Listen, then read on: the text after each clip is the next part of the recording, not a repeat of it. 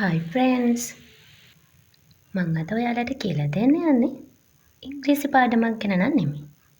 හැබැයි අපේ ඉංග්‍රීසි භාෂාවට ගොඩක් වැදගත් වෙන අපේ ඉංග්‍රීසි වොකැබ්ලරි එක ගොඩක් වැඩි කරන්න පුළුවන් ස්ක්‍රැබල් ක්‍රීඩාව ගැන තමයි මේ.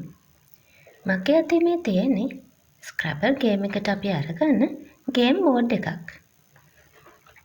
මේ බෝඩ් එකට තියෙනවා මේ වගේ ටයිල් රැක්ස් 4ක්. මේවට අපි කියන්නේ ටයිල් රැක්ස් කියලා. ටයිල් රැක්ස් 4ක් තියෙන නිසා මේ ගේම් එක වෙලාවකට ප්ලේයර්ස්ලා 4 දෙනෙක්ට ප්ලේ කරන්න පුළුවන්. එහෙම නැත්නම් අපිට පුළුවන් ප්ලේයර්ස්ලා දෙන්නෙක් එක්ක මේ ගේම් එක ප්ලේ කරන්න. ගේම් එක ප්ලේ කරන්න කලින් අපි මේ ටයිල් රැක්ස් ප්ලේයර්ස්ලාගේ පැත්තට හරවලා මෙන්න මේ විදිහට තියාගන්න ඕනේ. හරි. මේ තමයි ටයිල් බෑග් එක. මේ බෑග් එක ඇතුලේ තියෙනවා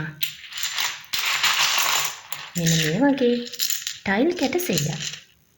මේ හැම ටයිල් එකකම තියෙන්නේ ඉංග්‍රීසි ඇල්ෆබෙට් එක. මේ ඉංග්‍රීසි ඇල්ෆබෙට් එකේ A අකුරු 9ක්, B අකුරු 2ක්, C අකුරු 4ක්, ඒ වගේ මේකේ කොයි විදිහටද ඇල්ෆබෙට් එක ඩිස්ට්‍රිබියුට් වෙලා තියෙන්නේ කියලා මේ හැම ගේම් බෝඩ් එකකම මෙන්න මේ යට තීරුවේ සඳහන් වෙලා තියෙනවා. මෙන්න මෙතන. ඒ වගේම මේ ටයිල් බෑග් එක ඇතුලේ තියෙනවා කිසිම අකුරක් නැති මෙන්න මේ වගේ බ්ලැන්ක් ටයිල්ස් දෙකක්. ඔයාලට පේනවා ඇති මේ හැම ටයිල් එකකම යට මෙන්න මෙතන තියෙනවා ඉලක්කමක්. මේ ඉලක්කමෙන් කියවෙන්නේ අපි මේ ටයිල් එකක් පාවිච්චි කරලා හදන වචනයකට මේ අකුරකට අපිට ගන්න පුළුවන් ලකුණු ප්‍රමාණය. හැබැයි බ්ලැන්ක් ටයිල් එකකට අපිට ලකුණු ලබා ගන්න බැහැ.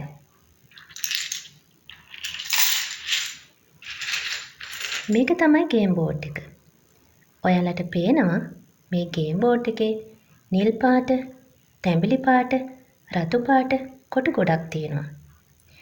මේ මැද තියෙන ස්ටාර් එකක් තියෙන ස්ක්වෙයාර් එකෙන් තමයි අපි ෆස්ට් ප්ලේයර් පළවෙනි වර්ඩ් එක හදන්න පටන් ගන්න.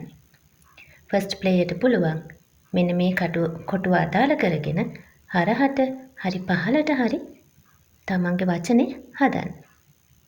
ඒ වචන හදාගෙන යද්දී මේ තියෙන ලා නිල් පාට කොටුවෙන් පෙන්වන්නේ ඩබල් ලෙටර් එකක්. ඒ කියන්නේ අපි හදන වචනයකදී මේ ඩබල් ලෙටර් කියන කොටුව උඩින් අපි අකුරක් තිබ්බොතින් අපි හිතමු මම වර්ඩ් එකක් හදන්න යනවා මෙන්න මේ විදිහට. මම women කියන වර්ඩ් එක හදන්න යන්නේ මෙන්න මේ විදිහට. W O M E N. මම මේ වර්ඩ් එක හදද්දී E අකුරේ තියෙන්නේ ඩබල් ලෙටර් කියන කොටුව උඩ.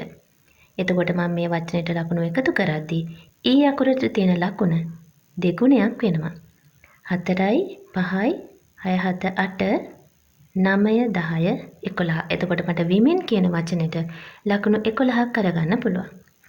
ඒ වගේම ඊළඟට තියෙනවා මේ තද නිල් පාට කොටුව.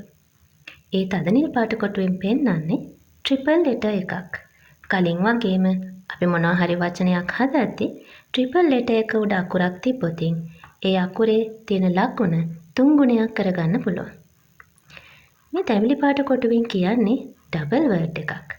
ඒ කියන්නේ අපි හදන වර්ඩ් එක මේ කොටුව උඩින් යනවනම් මුළු වර්ඩ් එකේම ලකුණ දෙගුණයක් කරගන්න පුළුවන් මෙන්න මේ විදිහට. මම මේ women කියන වර්ඩ් එක හදනවා මේ ඩබල් ලෙටර් කොටුව උඩින් එන විදිහට. හරි. දැන් මේ E අකුර තියෙන්නේ ඩබල් වර්ඩ් කියන කොටුව උඩ. 4යි 5යි 6 7 8 9 10. මේ වචනෙට ලකුණු 10යි. හැබැයි ඩබල් වර්ඩ් එකක් උඩින් තියෙන නිසා මේකේ ලකුණ දෙගුණයක් වෙලා මට ලකුණු 20ක් ස්කෝර් කරගන්න පුළුවන්. ඊළඟට තියෙන්නේ ට්‍රිපල් වර්ඩ්. කලින් වගේම අපි හදන වචනයකට ට්‍රිපල් වර්ඩ් කියන කොටුවක් අහුනොත් මුළු වචනේම ලකුණ අපිට 3 ගුණයක් කරගන්න පුළුවන්. හරි. අපි දැන් බලමු ගේම් එක ස්ටාර්ට් කරන්නේ කොහොමද කියලා. ප්ලේයර්ස්ලා 4 දෙනෙක් ඉන්නවා නම් අපි තෝරන්න ඕනේ කවුද පළවෙනි ප්ලේයර් කියලා. එහෙනම් ෆස්ට් ප්ලේයර්ව අපිට තෝරගන්න වෙන්නේ මෙන්න මේ ටයිල් බෑග් එකකින් අපිට ටයිල් එකක් අරගෙන අනිත් ප්ලේයර්ස්ලට පේන්නේ නැති වෙන්න අපිට මේක තියාගන්න පුළුවන්.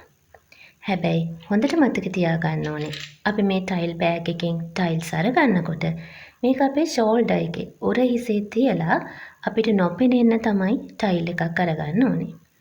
මේ විදිහට ප්ලේයර්ස්ලා 4 දෙනාම එයාලගේ ටයිල්ස් 4 තෝරගත්තට පස්සේ අපිට පුළුවන් බලන්න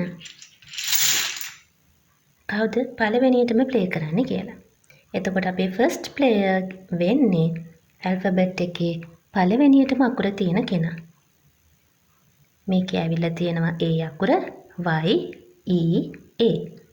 ඒ අකුරු දෙකක් ඇවිල්ලා තියෙනවනේ. එහෙනම් අපිට ෆස්ට් ප්ලේයර්ව තෝරන්න විදිහක් නැහැ. එතකොට අපිට ආපහු මේ ටයිල්ස් ටික බෑග් එකට දාලා අලුතින් ටයිල්ස් කැට දෙකක් අරගන්න වෙනවා. එතකොට ඉංග්‍රීසි හෝඩියේ අකුරු පිළිවෙලට තමයි අපි ප්ලේයර්ස්ලව තෝරගන්නේ. කවුද ෆස්ට් ප්ලේයර් කියලා අපි හොයන්නේ. ඊළඟට දැන් මේකේ තියෙනවා කියලා මම කිව්වනේ බ්ලැන්ක් ටයිල්ස්. බ්ලැන්ක් ටයිල් එකක් හමු වුණොත් එයා තමයි ගේම් එකේ ෆස්ට් ප්ලේයර් වෙන්නේ. හරි.